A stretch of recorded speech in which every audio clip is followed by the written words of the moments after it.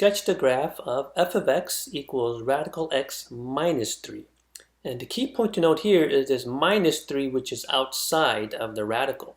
Okay, so what we can do is we can just graph the sketch of radical x, right? This is called, you can think of it as the basic function, okay? One of these so-called library functions that we deal with. Okay? And what's going on is, how does this minus 3 affect the shape of the graph, okay? So we can do this a variety of ways, okay? But let's plot a table, right? So we'll draw x, okay? And how about this? Let's just pick radical x just to begin with, okay? So let's just draw radical x, okay? So we'll plug in radical x in here.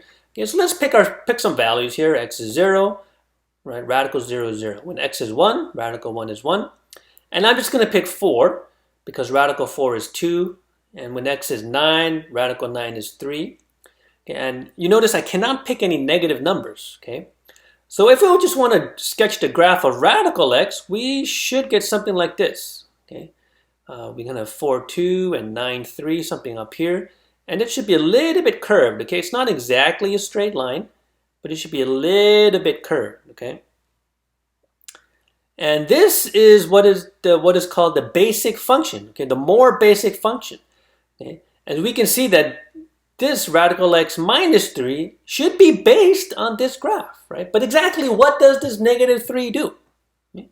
So we can do this or we can figure it out by just plotting it, right? So let's pick our x values, but now we're going to evaluate this at radical x minus 3. Let's notice what happens, right? When x is 0, what's going to happen? Right, we're going to plug into the function, but notice here we get negative 3, right? When x is 1, we get 1 minus 3, which is negative 2. When x is 4, radical 4 minus 3, which is negative 1. And then when x is 9, okay, radical 9, which is 3 minus 3, which is 0. And notice what has happened here, right? Let's plot these in red. 0, negative 3 is down here. 1, negative 2 is down here. 4, negative 1.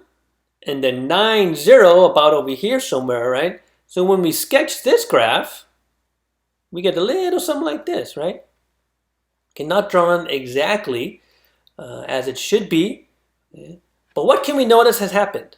From the blue graph to the red graph. We notice that the shape is basically the same, but this has shifted down 3 units, right? So that is the role of this minus 3. Okay, we're going to take the basic graph of radical x and then shift it down 3 units, which means that for every corresponding ordered pair, right, the y value, right, check out this ordered pair here, right? This is the point 0, 0.